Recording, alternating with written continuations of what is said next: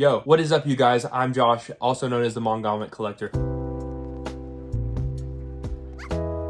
Welcome to my very first video on this channel. Thank you.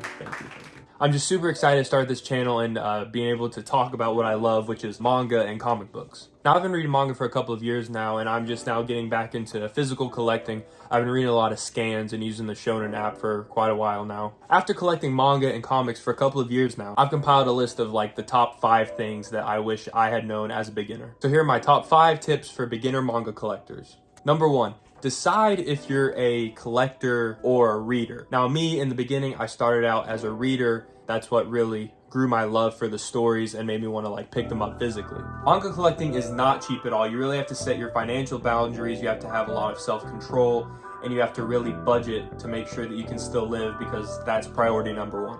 Sorry if I'm looking over here. I'm getting used to the whole video thing. And yeah, with manga collecting being so expensive, there is absolutely no reason for you to be spending full retail price on a volume. The like lowest priced volumes that you can find are like Viz Media, and they're around like $10 a piece. And then there's like the Berserk Deluxe Editions by Dark Horse. Now, there's absolutely no reason for you to be spending retail on these books. And that brings us to tip number 2. Use websites like Right Stuff, cheapgraphicnovels.com.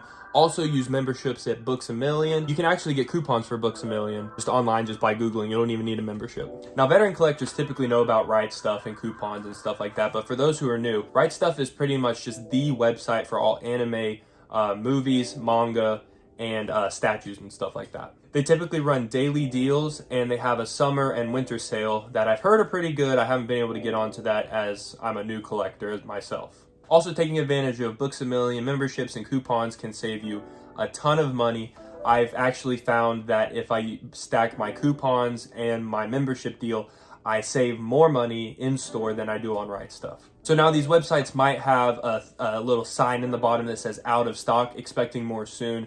Now, that does not mean it's out of print. Do not go spending scalper prices on eBay. Now, I've been told at the beginning of the pandemic that a lot of manga was going out of stock, specifically stuff like Chainsaw Man and a lot of like really big series that people were scalping and trying to make money off of just because it said out of stock on websites like Right Stuff and Books A Million. My light just died, so bear with me if it looks a little different. Back to what I was saying. So now on some websites like eBay, the seller will put OOP in the title. This means out of print. Do not get that confused with out of stock. This can go out of stock, but it will definitely not go out of print. But I have an out of print volume here that goes for about $30, and you'll see it on eBay as whatever it's called, OOP. Now, some manga is not very expensive when it's out of print, if it's just now going out of print or if there's just like mass quantities of it. But some manga is extremely expensive just because it wasn't well received when it first came out, and now, you know, supply and demand. So when stuff is out of print and I want to read it, I typically find a better way to read it than going out and spending money just in case I don't know if I like it or not. And that brings us to tip number 3. It's kind of a mixture of tips, but it all kind of fits under the same umbrella.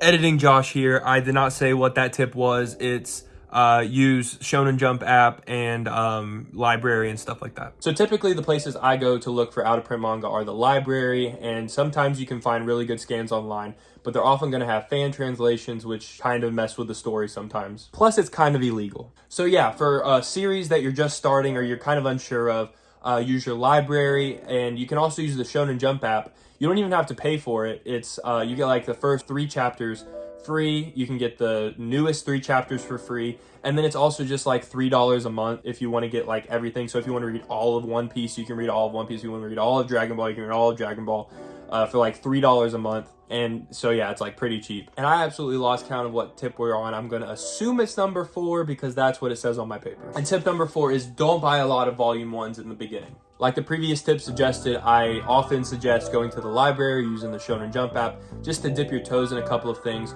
Or you can watch some YouTube videos to see what other people recommend. My video for that's coming out in a couple of weeks. Yeah, just don't buy a bunch of volume 1s. Don't do like I did. I have a lot of volume 1s that were not very good, and I ended up having to sell them because I'm not going to just hold on to stuff that I'm not ever going to read again. And tip number 5 is do not compare yourself to others. Now, I know it's easy to go online and see these giant 50 volume manga hauls hauls, 100 volume manga hauls. You see these giant bookcases with just hundreds and hundreds of volumes, maybe even thousands. And it's really easy to go overboard and just put a bunch of stuff in your cart and buy it, getting yourself into a lot of financial distress. That's stuff I've done before, that's stuff I've seen the people in the community do before, and it is just not good for you. First and foremost, do not start a manga collection for other people. Do this for you. Do this for the joy of either reading or collecting or both, like I do. Because there's always going to be someone with more volumes and more money and more things that they've read, and you're never going to be able to be at the top of that tier. It's just not possible. So yeah, just enjoy the stories, enjoy the artwork, and don't really compare yourself to others. So yeah, they're my top 5 tips for beginning manga collectors. Let me know in the comments below if you have any